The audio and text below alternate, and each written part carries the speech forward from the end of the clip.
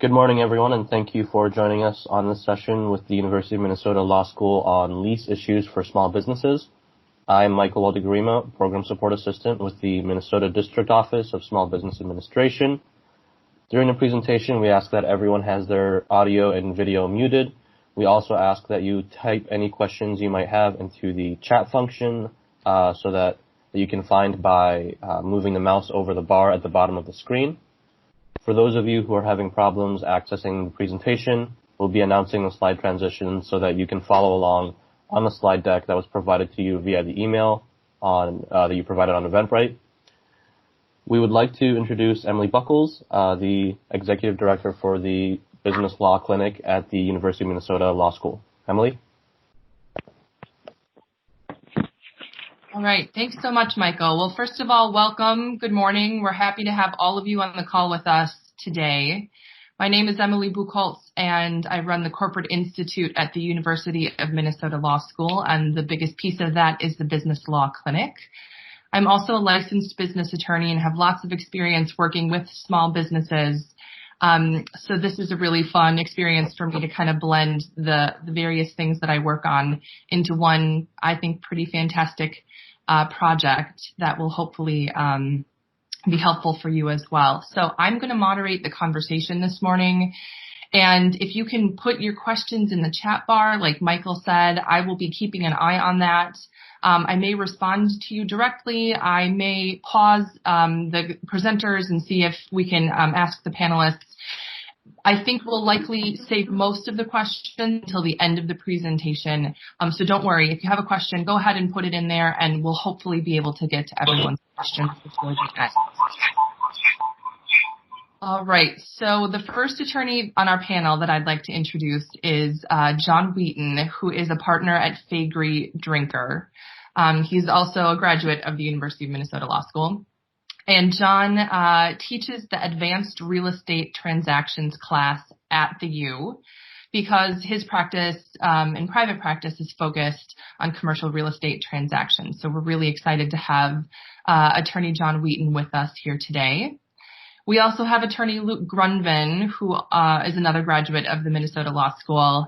He's a managing attorney at Mid-Minnesota Legal Aid, and he specializes in residential housing law.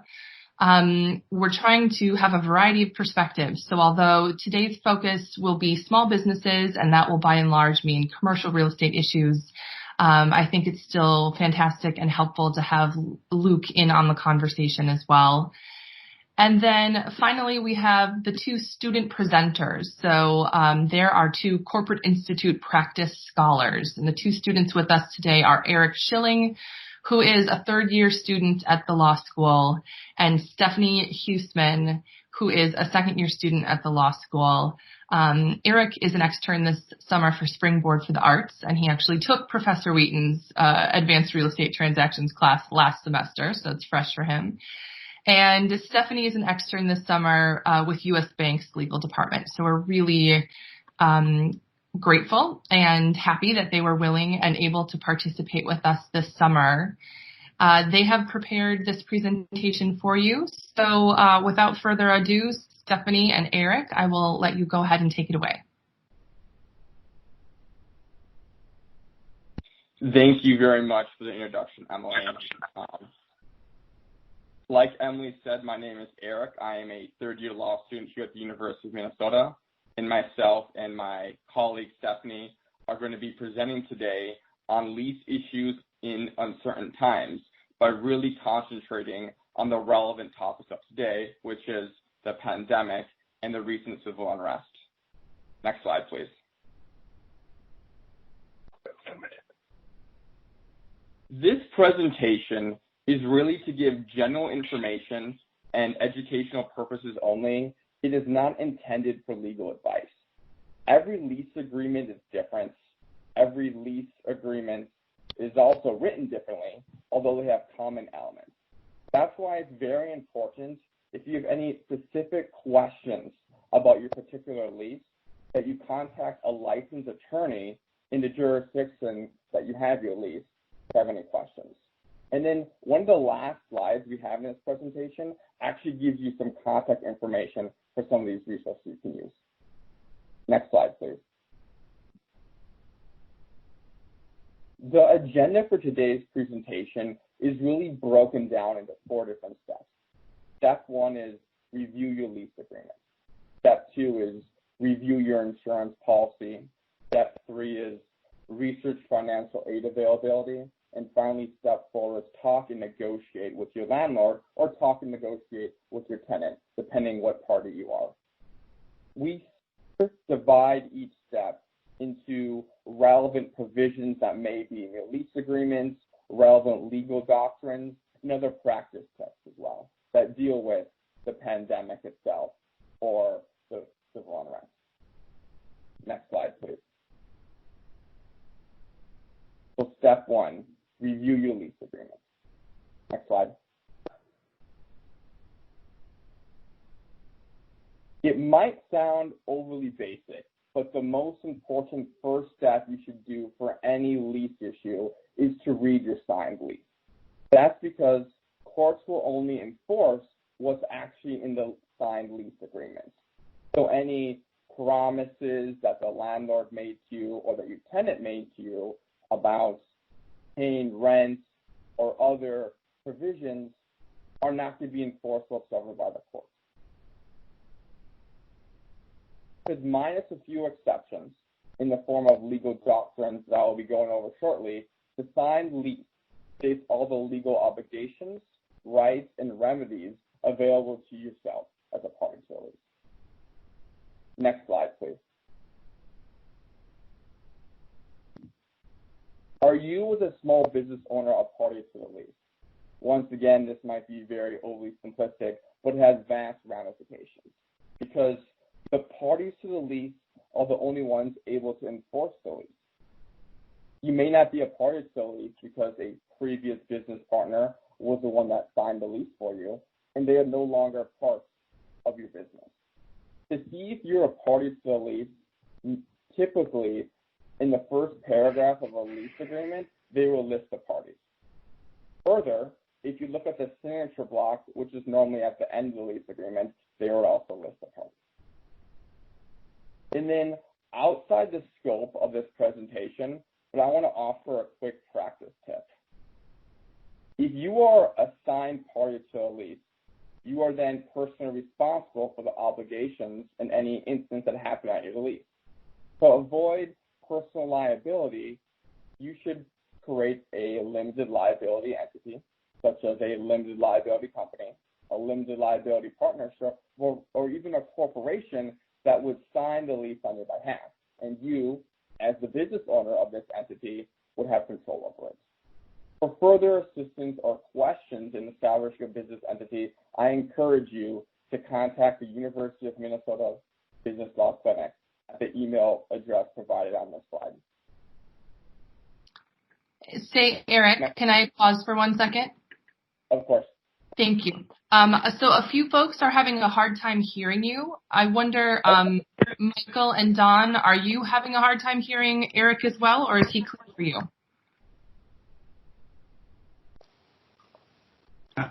He is a bit faint. He may just want to move his phone a little closer to him or put it up on something that the speaker is not at against the desk. Okay. Eric, if you could hold the phone close to you and then just speak really clearly for folks, let's see if that clears it up. Okay. Okay, thank you. Go ahead. How about mic check? Do you hear me better now? Write comments in the comment section if you don't. A couple folks are saying no, that it's still hard to hear. It sounds a little faint.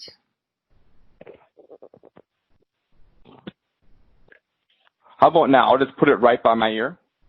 That's clearer for me. Can folks in the chat bar let us know?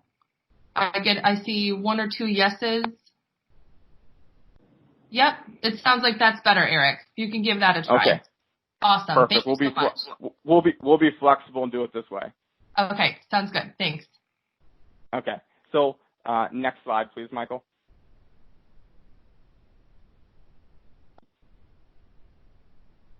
So in lease agreements, there are standard provisions that appear normally at the end of all contracts, including lease agreements, that in the legal community we call boilerplate provisions. Now, although sometimes overlooked in negotiations and maybe even not read at all before you sign the lease, they have vast ramifications of how you exercise your rights. So I've listed 3 relevant ones here. Choice of law, which is basically it tells the parties which jurisdiction law applies. Now, just because you signed a lease agreement for a Minnesota property here in Minnesota does not necessarily mean that Minnesota law applies. So it's very important that you actually look at your lease agreements. The second type of boilerplate provision I have listed is choice of venue. It is if litigation is going to happen because of contractual disputes, where the litigation is going to take place. Where do you physically have to travel to? And just like choice of law does not necessarily mean it's here in Minnesota. And the third and final one that I have listed is dispute resolutions. How do contractual disputes are to be resolved? Necessarily, your first right may not be to go to court. You first might need to have negotiation between the parties. Second, you might need to have mediation where an uninterested third party is brought in to kind of negotiate a settlement. And finally, third, you might not have the option to even go to court. You might have to do binding arbitration, where a neutral third party is brought in to make a decision of how the dispute should be resolved, and not a judge. Next slide, please. This leads us to the next section here in step 1, with offering information on specific provisions in your lease agreements or legal doctrines or practice trips that might provide contractual relief to include maybe rent payments. Next slide, please.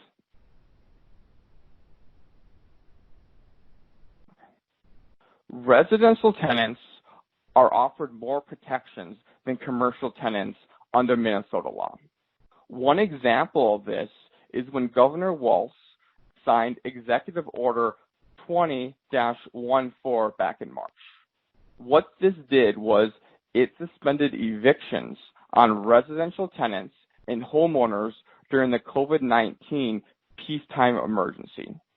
But nothing in this order relieves residential tenants the obligation to pay rent payments or even mortgage payments as well.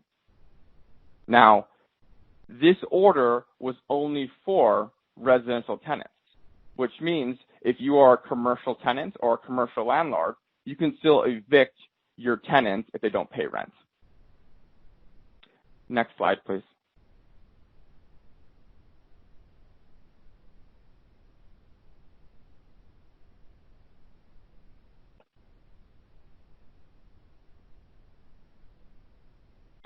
Eviction of a commercial tenant is much the same as an eviction of a residential tenant, except, like I said previously, commercial tenants receive much less legal protection than residential tenants. It is very important to review your lease agreements and look for specific things. When is rent due? Is it due on the first of the month? Is there a grace period where if you're 3 days late, there is no ramifications? Is there a late fee associated with not paying rents? Typically, it could be anywhere between 1% to 3% of your total rent payments. Further, does it tell you that interest accrues on your late rent payments if they're not paid? Landlords have the right to regain possession of a lease space if you do not pay rents. But the only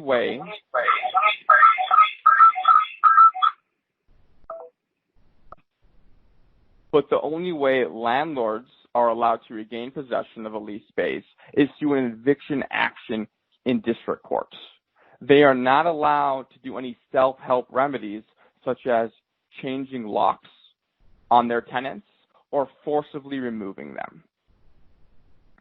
If a landlord wins the eviction action, they have the right. If the landlord wins the eviction action, they have a right for rent past due plus the remaining rents to the end of the lease of the tenant. Because of this right, landlords have a duty to mitigate damages, which means they have to make a good faith effort to find someone else to take over the lease for their tenant. Next slide, please. Okay. Now we're getting to the first provision that may or may not be in your lease agreements. A force majeure provision suspends or relieves performance of contractual obligations for a listed extraordinary event that is outside that party's control. Historically, force majeure provisions have been written to relieve performance for natural disasters, such as wildfires, hurricanes, and tornadoes. They have also been written to excuse performance for human-made disasters such as wars and terrorism and transportation shortages and so forth. When interpreting a force majeure provision, courts historically narrowly interpret them, which means the court is looking for the specific extraordinary event is listed.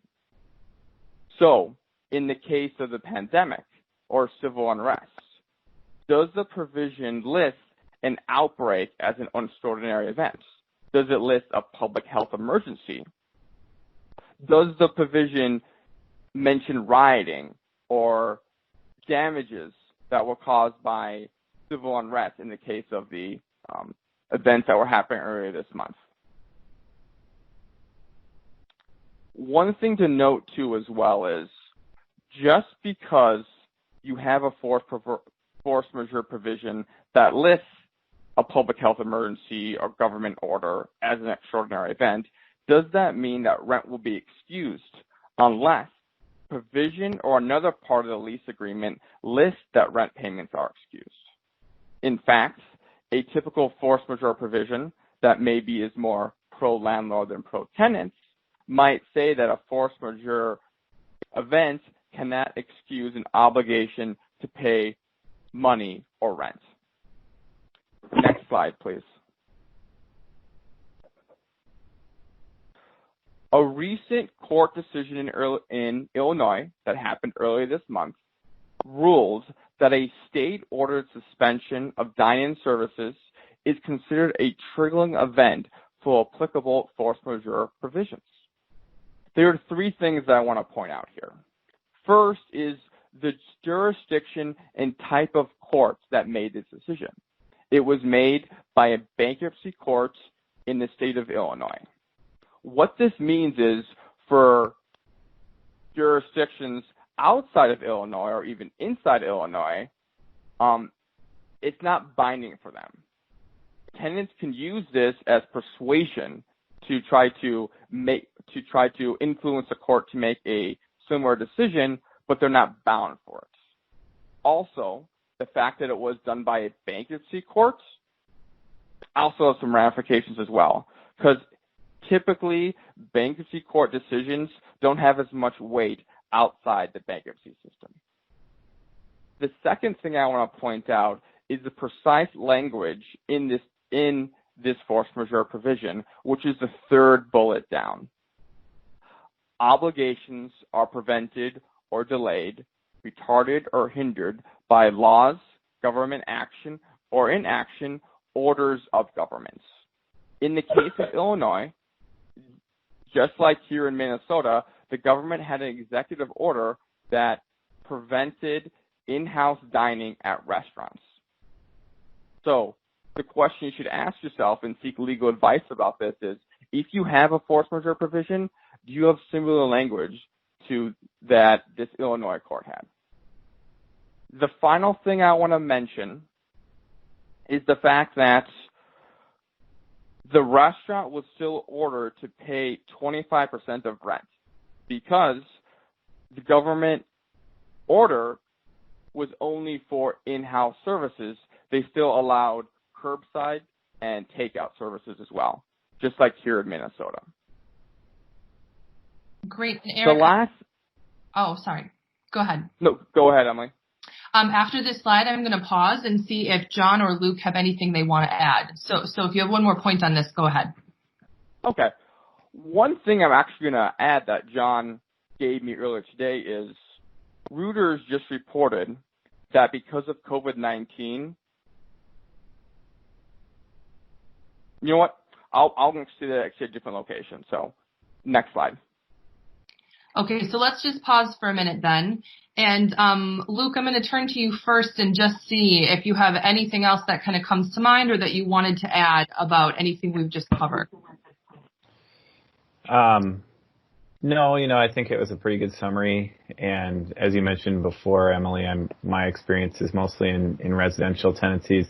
The one thing that could be added is, so although it's true that the eviction moratorium only applies to residential tenancies, there was this sort of at the same time closing of the courts in a large way where for several months the Chief Justice had said we would only hear cases if there's like a life or death emergency. And even now, jury trials are still suspended. And so for the most part, even if you wanted, even commercial evictions were sort of effectively suspended because the courts just weren't hearing them.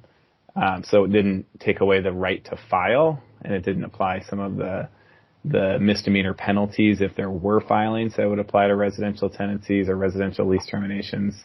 But there was just a suspension of proceedings effectively for some time.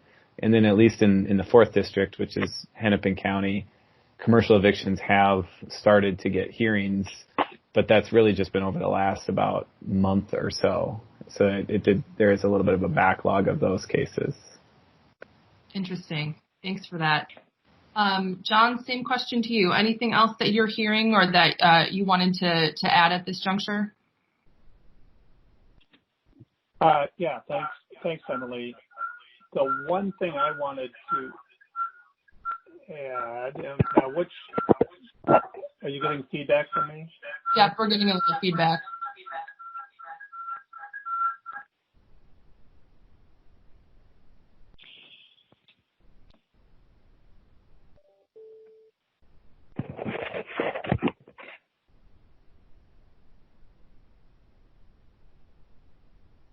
I'll try again. Okay, great. Still hearing an also echo. a good. I don't know why I'm getting feedback, Emily. Don or Michael, do you have any suggestions for John? John, can you mute your computer if you're using your phone?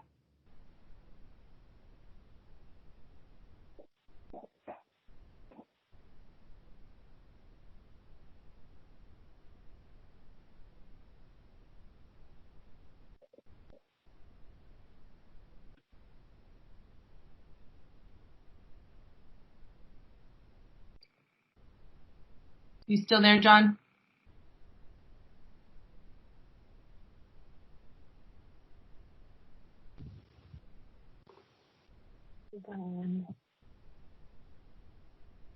John, try reconnecting through your phone.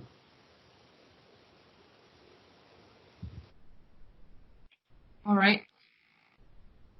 Well, John, I'm sorry for the technical difficulties. I think in the interest of time, maybe we can keep moving and I'll pause again shortly because I'd love to hear your thoughts on the conversation.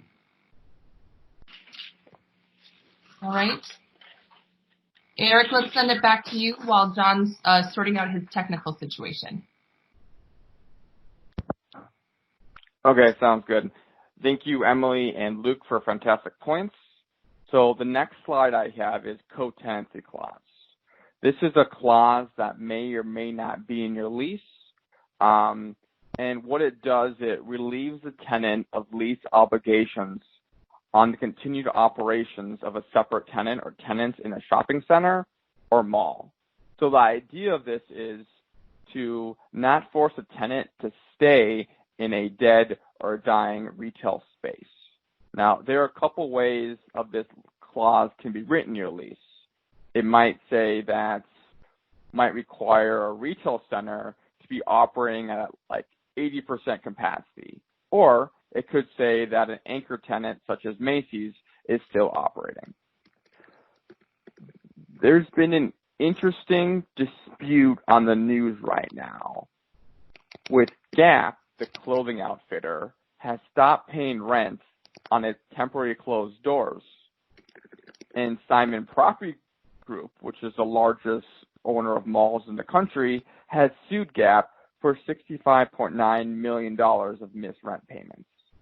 Now, it's not clear right now of what Gap's legal arguments are going to be for not paying rent, but it would be interesting to see if Gap, if they have these co-tenancy clauses in some of their lease agreements, if they use this argument.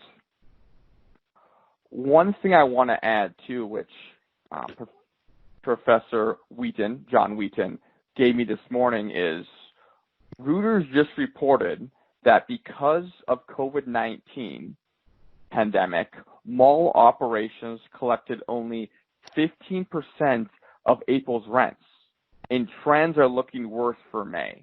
And so I think we need to understand too that while one team, one fight, there's no enemies here. People that own, landlords that own commercial real estate, they are also suffering as well because of this pandemic. Next slide, please.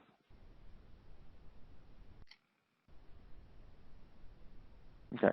A go dark right is also a right that may or may not appear in your lease agreements. And what it does, the tenant reserves the right to close its operations. But what it doesn't normally do is relieve the tenant of the obligation to not pay rent. But the advantage for the tenant is it relieves them of expenses, paying salary, and having like regular business operations. Next slide, please. Condemnation or an eminent domain provisions are provisions that are typically in most lease agreements. And what it does, it allows tenants to terminate the lease or to not pay rent if the government temporarily or permanently takes the premises. Why it's relevant today is because there is a legal argument to be made that an executive order closing businesses and directing people to stay at home constitutes taking by the government and therefore may trigger this provision in your lease. But just like a force majeure provision, courts will look at these provisions narrowly at the precise language. So it's important, if you have any further questions about this, to contact a licensed attorney. Next slide, please. These next three slides do not cover provisions that may or may not be in a lease, but they cover legal doctrines that cover all contracts, including lease agreements. The first of these doctrines is the doctrine of impracticability and the doctrine of impossibility. These two doctrines may excuse performance when performance becomes impractical or impossible due to circumstances or facts at the times the parties made the contract that neither party knew or had reason to know. So Minnesota courts, when assessing whether to apply these contracts, look at three things. First, the occurrence or circumstances that caused the breach. Second, did the obligor had reason to know about the occurrence at the time the contract was made? And third, is performance now impossible or create excessive or unreasonable hardship, loss, or injury on a party? So apart from these doctrines being a part of Minnesota case law, they are actually also found in Minnesota statutes, in Minnesota's version of the UCC, which I have on the next slide. Next slide, please. So as you see here, Minnesota statute, subsection 336.2, 615 excuses performance if impractical by the occurrence of a contingency, the non-occurrence of which was a basic assumption of which the contract was made. Now, one thing to note about this, though, is because this statute is located in the Uniform Commercial Code, it only applies to sellers of goods, not providers of services. Mm-hmm. But on the previous slide, those legal doctrines that are in case law, they provide to both. Next slide, please. Okay. The final doctrine I want to share with you today is the doctrine of frustration of purpose. And similar to the two other doctrines, they could excuse performance on contracts. In this case, contractual performance may be excused when the entire purpose of a contract has been frustrated by the occurrence of an unforeseen event. When determining this, Minnesota courts assess three things.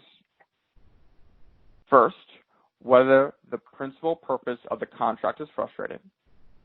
Second, whether it was frustrated without that party's fault.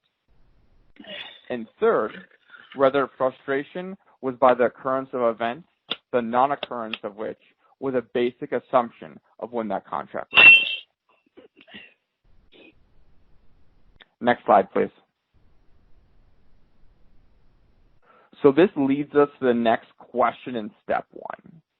Is there a way for a tenant to decrease its footprint for its lease space because you don't need as much lease space as you previously did before the pandemic occurred? The first possible solution to this is called a contractual option. It is a provision that may or may not be in your lease that is normally negotiated for by the tenant, which allows the tenant to terminate a portion of the lease space.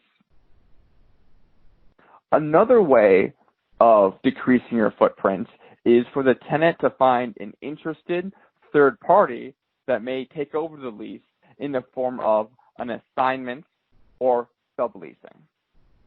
I have included on this slide an article by Helmuth and Johnson Law Firm that does a fantastic job explaining the differences between assignment and subleasing, and also giving you some advice about some regular issues with it as well. Next slide, please. Eric, I'm actually going to jump in again here because we've covered a lot of ground. I'm just going to check again real quick with John. John, are you there? And if so, is there anything else that you want to add?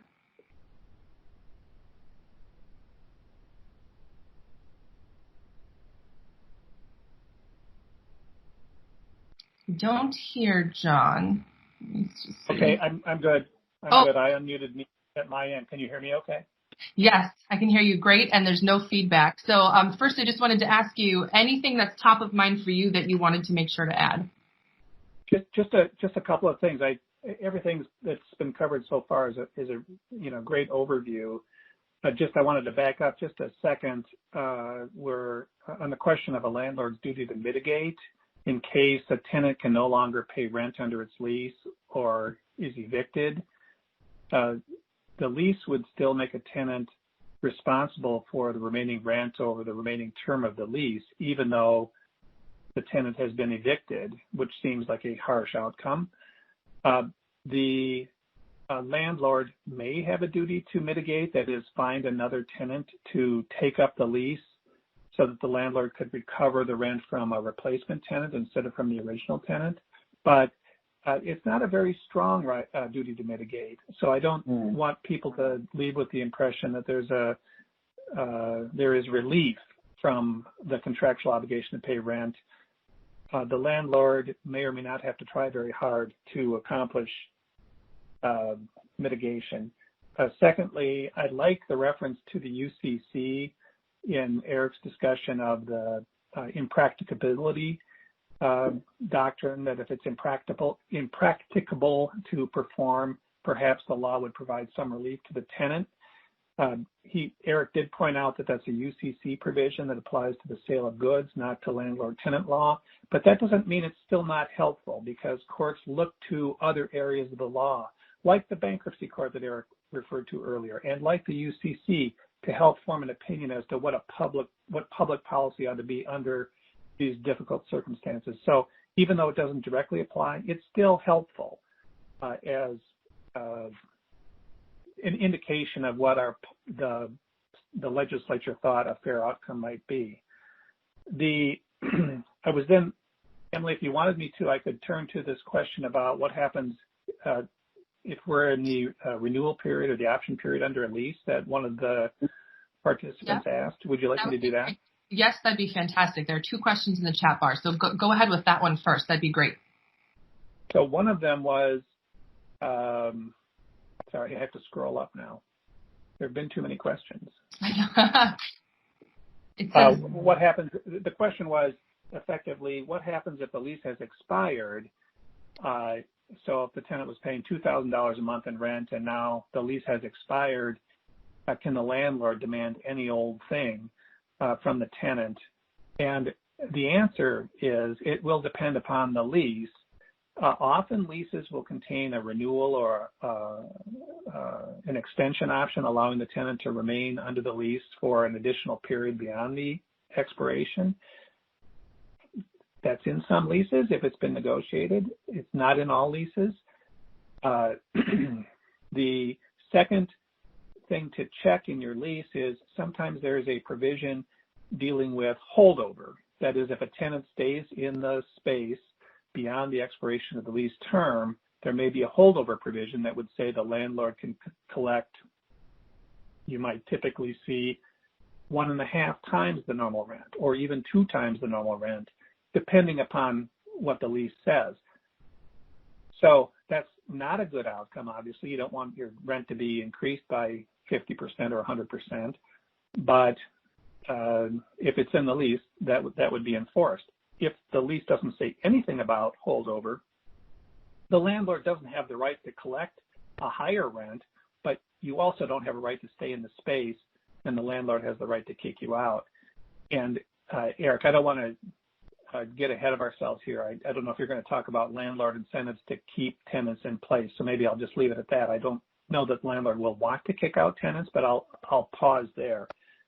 Emily, is there anything else you'd like me to touch on?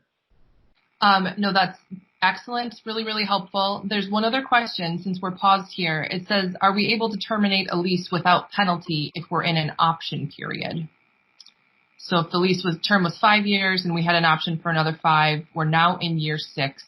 Can we break the lease since we're in our option period? Any thoughts on that question, John?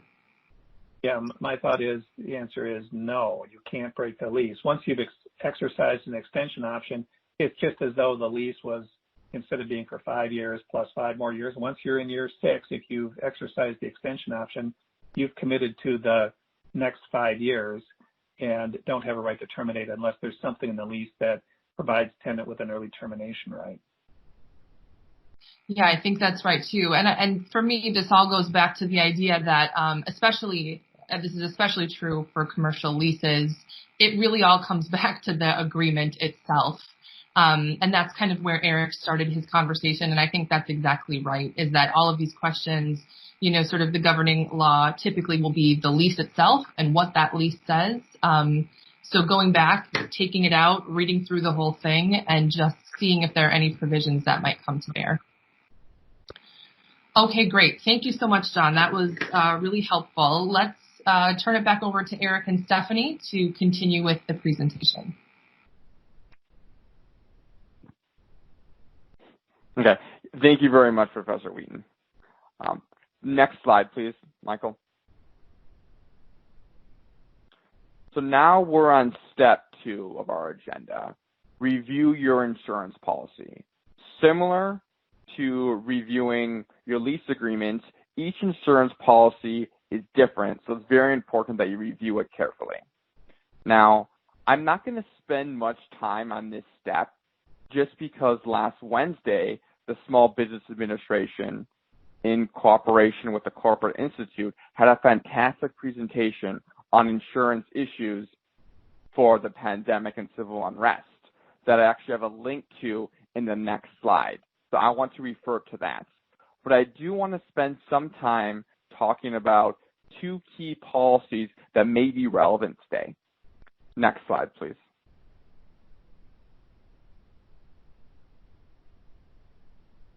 The first of these policies is business interruption insurance, which is typically bundled with property damage insurance. What it covers is the loss of income a business suffers after physical damage to your business. The question for the pandemic is, does this coverage cover not physical damage to your business, but damage due to the COVID-19 shutdown? Right now, insurers are denying claims based on business interruption insurance for COVID-19, but it's currently being litigated in the courts to determine if the pandemic shutdown is applicable for this type of insurance. The second type of coverage is civil authority coverage, which covers the loss of income caused by civil authorities prohibiting access to your place of business because of a physical loss or damage to your building. And once again, similar to business interruption insurance, out of principle right now, insurers are denying claims based on civil authority coverage based on the pandemic. And once again, it's being litigated. So I highly encourage you, if you have these two coverages, to read them carefully and maybe seek legal advice. One thing I'd like to note too for landlords and tenants is, before you start negotiating with your landlord about maybe ways to come up with missed rents, they may ask you to actually review your insurance coverage and ask for assistance before asking for rent help. And then the third bullet down here is the link to this presentation from last Wednesday, which is really informative. So I encourage you, if you have any questions, to watch this presentation. Next slide, please. Okay. So now I am going to turn it over to my colleague, Stephanie, for the remainder of the presentation. Hi, I will be taking over steps 3 and 4 of the presentation to discuss researching financial aid availability and talking and negotiating with your landlord. Next slide, please. Our nation's small businesses are facing an unprecedented economic disruption right now due to COVID-19. The president signed into law the CARES Act, containing $376 billion in relief for American workers and small businesses. In addition to traditional SBA funding programs, the CARES Act establishes several new temporary programs to address COVID-19. To touch on the PPP and the EIDL quickly regarding whether they may be used for rent, for the PPP, at least 60% must be used to fund payroll and employee benefit costs, but the remaining 40% may be used on mortgage interest payments, rent, and utilities.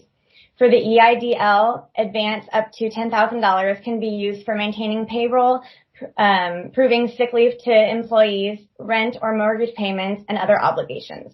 These are listed briefly on this slide, but please follow that link below provided to read more about these programs a little bit further. Next slide, please.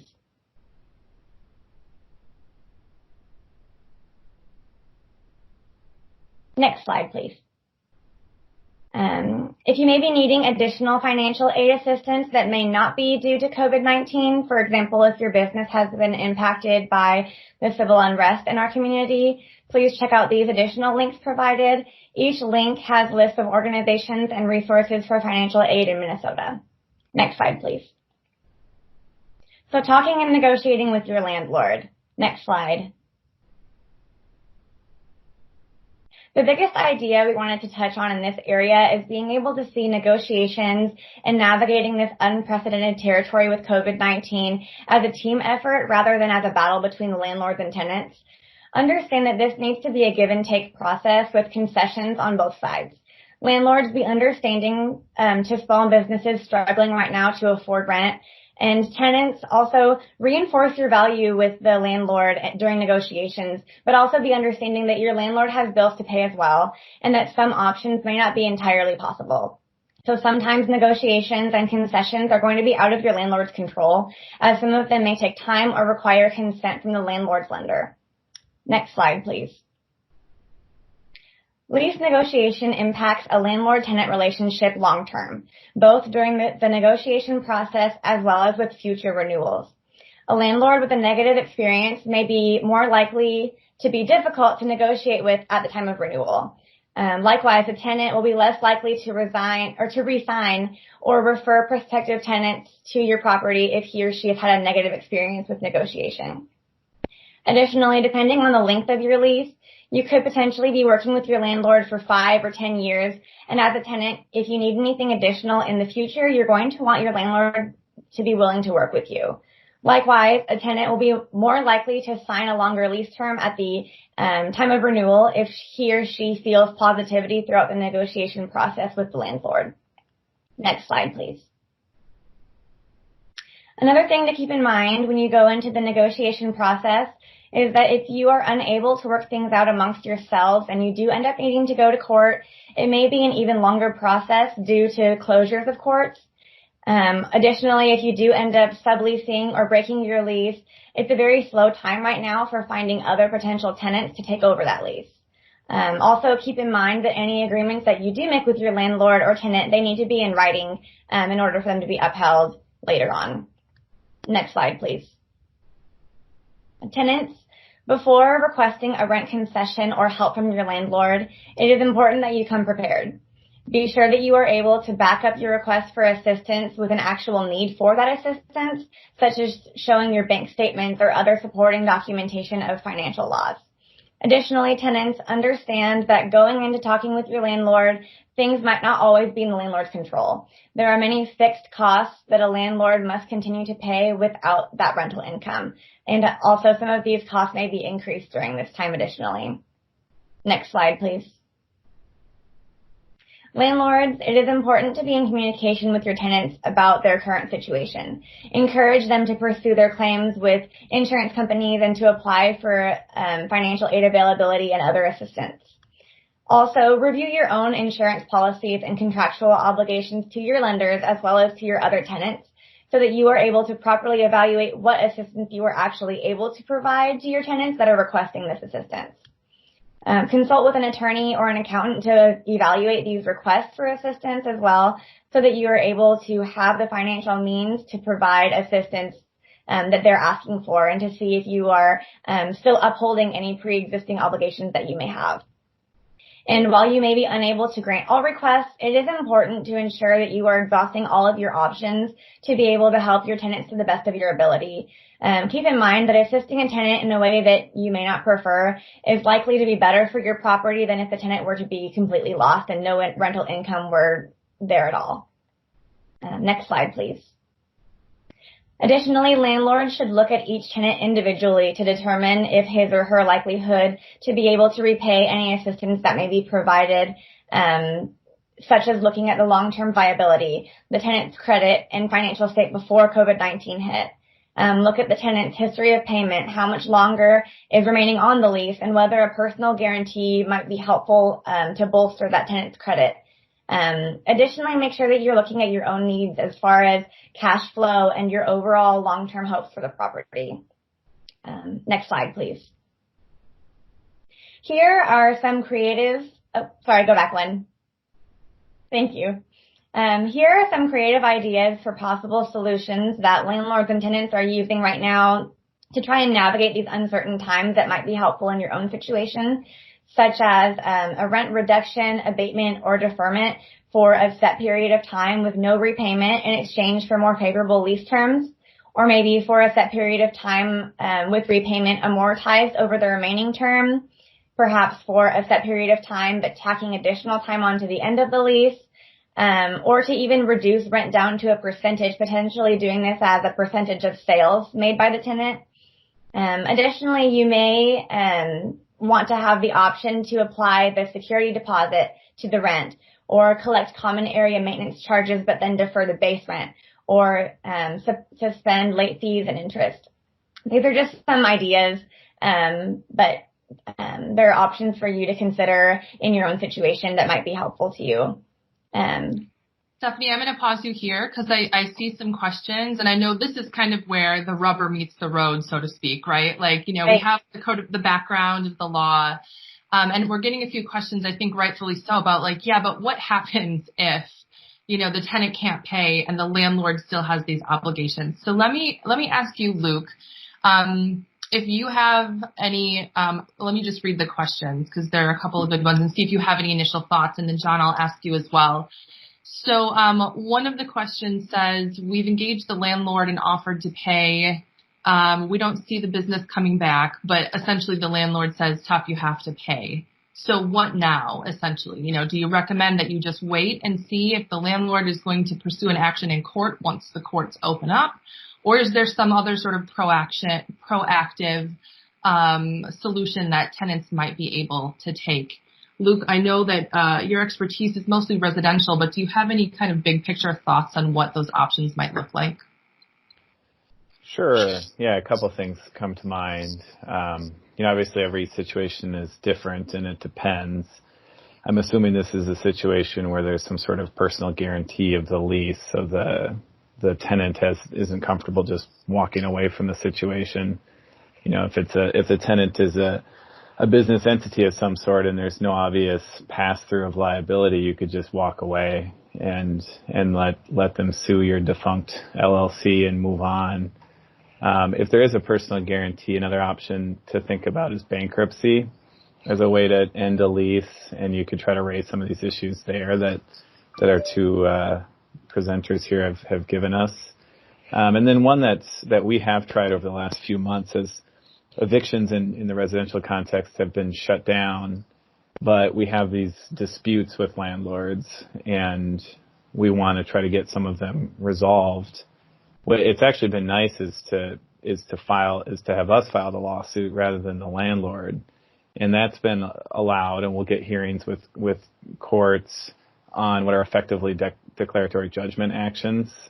So if you felt like you had a good legal argument about why you were not responsible for the rent and you wanted to get that litigated ahead of time, that's something you could do, is file affirmatively, get a court to rule on it, you know, file a motion seeking a temporary restraining order to prevent them from filing an eviction, basically win the race to the courthouse, which has been particularly easy to do when at least residential landlords have been barred from filing evictions. We win that race every time and have gotten some good results that way, and I'm assuming there's no reason you couldn't do that in a commercial context as well.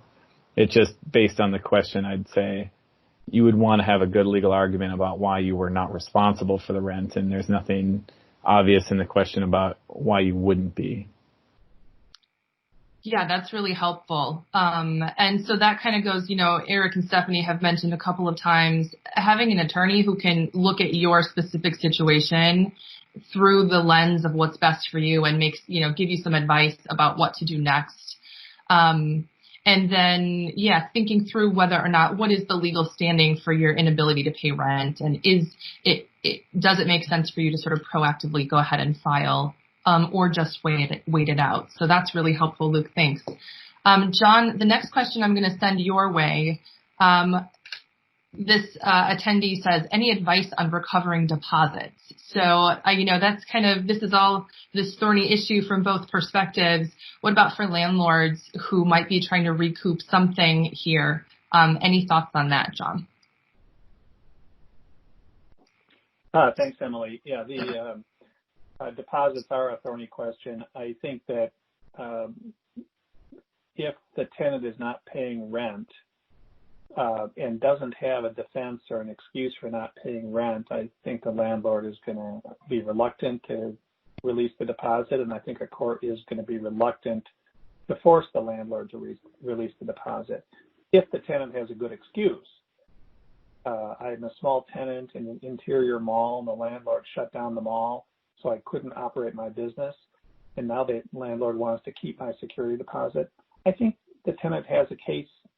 I don't know if it's a winning case or not. The courts haven't decided all these yet, but I think there's a basis for a claim by the tenant against the landlord. And So maybe there would be an opportunity for recovery if there is an excuse for the tenant not paying the rent in the first place. And then I would go back to the suggestion that maybe you'd be better off starting a lawsuit rather than waiting for the landlord to start a lawsuit if you have a good excuse for not paying rent. No one likes to go to court. Landlords don't like going to court. Tenants don't like going to court. It's time consuming, it's distracting, and it's expensive. And if you present yourself as willing to fight with a landlord in court, the landlord may try to get rid of you in a negotiated way that could be helpful to the tenant, just to avoid the hassle and expense of court. Right. Good thoughts. Thank you for that. All right, Stephanie, I'll turn it back to you for the presentation. Awesome. Next slide, please. So as we wrap up, we wanted to provide some additional resources for all of you that you're able to take back with you to refer to for additional guidance and information. These links are also provided to you in that PowerPoint presentation that was emailed to you with the meeting link. Next slide. Now we have just any more questions if anybody might have any for our wonderful guest attorneys. And then I can turn it back over to you, Emily. Great, thank you. Yes, so that we only had, I didn't realize, 1 or 2 slides left. So we're near the end of the presentation. We've had some really good questions. We've had a lot of really good information from the panelists.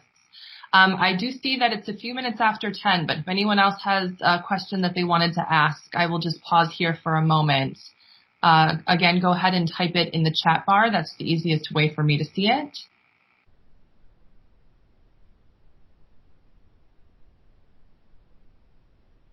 All right.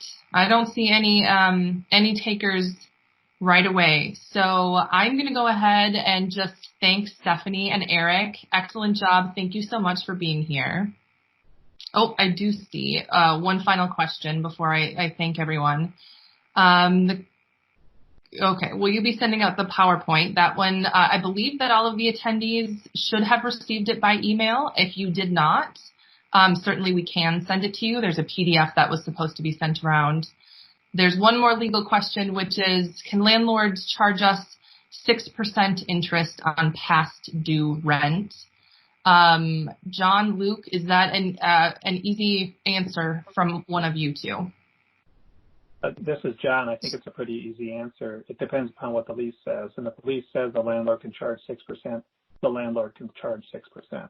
If it doesn't, then there has to be a contractual basis for collecting the interest on the past due rent. And if there's nothing in the lease to give the landlord that right, I don't think the landlord can do it. Okay, thank you. Very quickly, residential leases, there's a statutory cap on what can be charged on overdue rent. If it's a residential situation, call legal aid. We'll talk to you about it, but that doesn't apply to commercial tenancies. Okay, wonderful. Thank you so much. So thank you to Stephanie. Thank you to Eric. Thank you very much to Luke and to John. It was really wonderful to have everyone on the call today, the variety of perspectives, and to be able to look at this issue from sort of multiple perspectives was really helpful, I think. So thanks to the panelists. Thanks to the Small Business Administration. And with that, I will turn it back to you, Michael, with the one comment that a couple of folks didn't get the PDF of the PowerPoint. And I just wanted to draw your attention to that in case there was a way to double check on that or send it out again. Thank you, Emily. I'm seeing those comments as well. Some email sites may take longer to receive the emails. Gmail often takes takes several hours to get the email. So it may just be in the process of being delivered to your inbox. Apologies for the delay. But it was sent out this morning to everyone that was registered. Once again, thank you to the panelists, Emily, Eric, Stephanie. In addition to the resources that were mentioned in the presentation, the Minnesota Small Business Administration has other great resource partners that can help you navigate other programs and problems that you might be encountering. These can range from preparing business statements and plans to helping to negotiate. They can also provide just general business advice. There are 9 small business development centers that cover the state of Minnesota. SCORE has chapters throughout the state with mentors who are ready to provide assistance and one-on-one advice. There are also 3 women business centers in the Twin Cities, Duluth, and Little Falls that cover the entire state. Finally, there's also the regional veterans business centers, which provide veterans with small business resources by getting them in touch with those. We're working hard to make sure we're giving you up-to-date information on new resources. You can stay connected and up-to-date by subscribing to our newsletter at sba.gov/updates. Please type in your zip code so that we can share resources and information from partners that are local to you. Once again, thank you everyone for joining us, and thanks again to our presenters and experts for joining us this morning.